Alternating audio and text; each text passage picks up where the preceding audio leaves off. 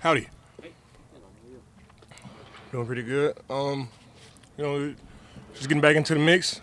Here with the guys. It's a regular Wednesday here in Orchard Park. So excited and motivated to go play a really good Vikings team. Had a great week of practice. Had a great day of practice today, and we'll be ready to go on Sunday. The AFC East is all of a sudden really, really competitive with the Jets, the Dolphins playing good. Just after losing last week, what would you say the mindset is, or how do you guys get your minds right and get focused to what you need to do against the Vikings? Oh, I mean, first of all, like the AFC East has been tough, all year. And I think some of the offseason moves, you can see it, start to get better. The Jets, definitely not the same Jets team that they've been over the last couple of years, and the Miami Dolphins as well, and New England Patriots. They put together some great teams too, so some great games this season too. So it's like you said, it's competitive. I don't think it's all of a sudden though. I think they've been competitive all year. For me personally, year 12, like I've been in a situation before, and like we're 6-2. I done been on teams where it was the other way around, where we were 2-6. So it's definitely not no panic from my end, and definitely not any panic from any coaches or anything like that. It's a long season. We're right here at the halfway mark. We just got to keep pushing. I reminded the guys of last year when I first got to the Los Angeles Rams. We were 7-1 when I first got there. Then we lost the next 3 games. And from the outside world, the sky was falling and this and that, and we lost a tough game to the Tennessee Titans on Sunday Night Football.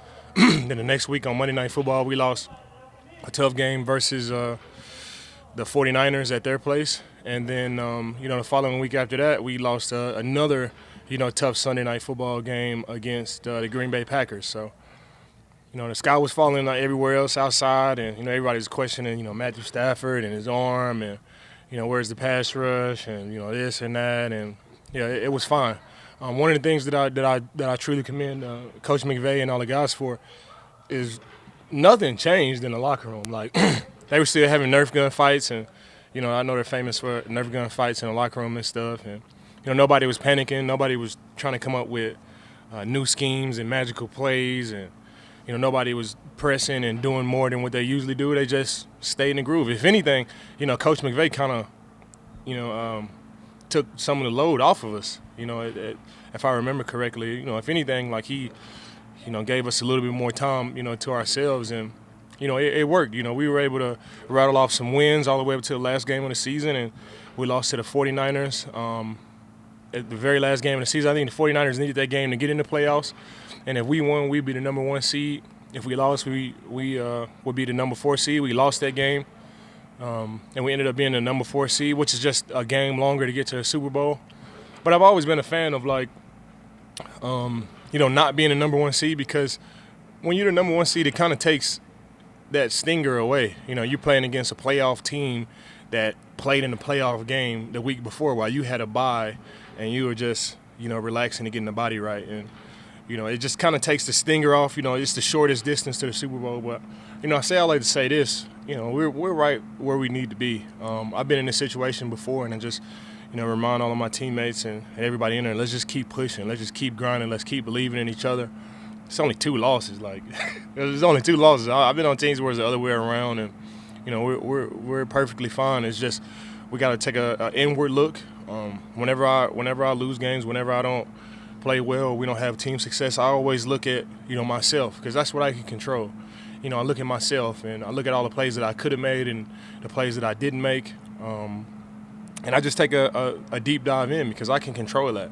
And if all of us do that, coaches, players, everybody involved, like we would be fine. And we're dealing with some injuries right now. Well, we've been dealing with injuries all year long, and it's nothing new to this team. We've been handling adversity, and and we've been in these situations, all year long, and we'll be ready to go. It's pro football, and it's fun. You got to look at the silver lining in this thing. Like this is fun. Like this is the highest level of football in the world, and we're playing against a really good Vikings team at our place in front of Bill's Mafia, and I'm excited for it.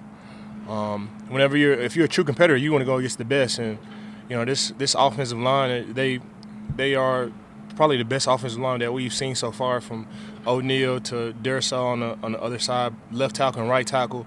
They are a 1-2 combination or 2-1 combination, however you want to look at it. Both of those guys have been playing lights out. Kirk Cousins has been super sharp this year, and I think he asked the question after the Washington game. He said, "What did he say? You like that?" And I think everybody that's watching him, man, they really do like that, man. And I've been a fan of Kirk Cousins for a while. Even when I was trying to recruit him to come to the Denver Broncos, I've been a fan of his game. And their offense, it looks similar to the Rams' offense. And to be honest, they're probably running the Rams' offense better than the Rams are running their own offense right now. And they got a lot of great players. I think Dalvin Cook is as sharp as he's ever been. They picked up Hockenson, which will fit right in with that offense and what they like to do. And Jefferson is showing why he's one of the best receivers in the league, and he's continued to do that every game this season. So, and their defense is playing lights out too. You got to show love to the defense. Zadarius is balling like he's never.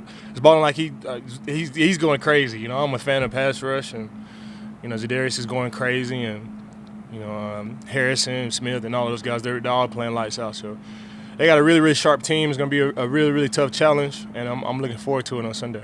Ron, as much as you've been in this situation before and know things will be all right, how much of a concern is what's happened with the defense and stopping the run, and knowing that you're going to be facing a balanced team that with Dalvin Cook that can beat you? And so how much, as much as you relish what's coming up, how much of a concern is fixing that part of the ball, of the defense? I mean, I'm not concerned because I know we can stop the run. I'm not concerned, and I know that we can stop the run. I don't think we have to come up with any schemes or anything special to stop the run. We're not bringing anybody in to help us stop the run. Like, we got everything we need. We played the run well all the way up until this point, and it's just these last 2 weeks it just got away from us. And hats off to the Jets and hats off to the Green Bay Packers that they played a really, really, really good game on all sides of the ball. I don't think it's just run defense. It's some areas that we have to fix, and it's not like we're not in place. It's just a missed tackle here or a missed tackle there. It breaks. You string it out all the way to the sideline, and he gets to the sideline, he gets an extra 15. We got the guy wrapped up in the huddle, and then all of a sudden we just miss, and he breaks that tackle and goes for 8. It's not like they're just lining up and just dogging us 15 yards off the ball. They have some CG schemes, some pulling schemes where they're pulling guys, and the fits there is just we got to continue all the way through. The whistle, and if it was an easy fix, then we probably had that done. We would have had that fixed after the first run in the Green Bay game.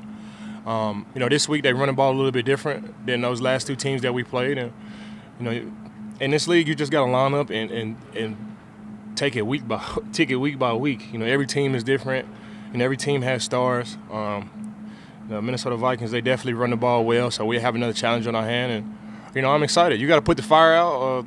Once in the National Football League, teams are going to do stuff until you stop it. And I'm excited for the challenge, and I'm excited to be able to play this team and get another shot at stopping the run this week. I know Case plays an offense. You guys have seen him a lot in practice. If there's a situation that comes up where he has to play, how much belief is there in the building in Case? That's crazy. So I'm supposed to sit up here and say, nope, we don't believe in Case Keenum. No, man. Of course we believe in Case Keenum. I had Case as a quarterback with the Denver Broncos. Everybody in that locker room is capable. Everybody in that locker room has been the man at some point or another. And if that happens and Case has to play, we line up and play with Case. If Josh is ready to go, we line up and play with Josh. It really does. I can go out there and play quarterback. Probably not like those guys, but if I'm throwing Stephon Diggs and Gabe Davis and Dawson Knox and I got these running backs and stuff. I mean, I can do some stuff. I probably can't do it like those guys, but but I can line up and do some stuff. And we got guys that have been playing quarterback since they were toddlers. So I'm excited for those guys. I'm excited for the opportunity. I I'm excited for Case if he has the opportunity to go out there and play. If Josh can tough it out and play, then I'm excited for him too. So it really doesn't matter who we got out there. I got belief in all of those guys, 100%. Ron, how has Josh seemed to you since Sunday, since he sustained the injury? Honestly, I didn't. We all went over Josh's house after the game, and it seemed normal to me. I didn't even know anything was going on. Like, we were joking around, laughing, and really just debriefing the game like we always do. And I didn't have an idea. I was on Twitch. I think it was Monday. I think I was streaming on my Twitch channel on Monday, and everybody in the comments was like, "Is Josh okay? Josh okay?" And I was like, "What? What's wrong with Josh?" I was like, "Hey, what's wrong with Josh?" And then, you guys in the comments, and they, you get in, you take a deeper look at it, and you see the play at the end of the game where a guy hit his arm, and you say, okay, yeah, he's battling with some stuff right now, but Josh has seemed the same. He's the same Will Ferrell that I've known since I first got here. He's still got his energy up. Still, he's not down, walking around with his lip poked out or anything like that. Like, everything seems normal here, and we just take it one day at a time. We just had to see. Even on a day where he's not practicing, We're still joking around and laughing and pranking guys and asking crazy questions. He was the same exact Josh that he's always been, for sure. Thanks,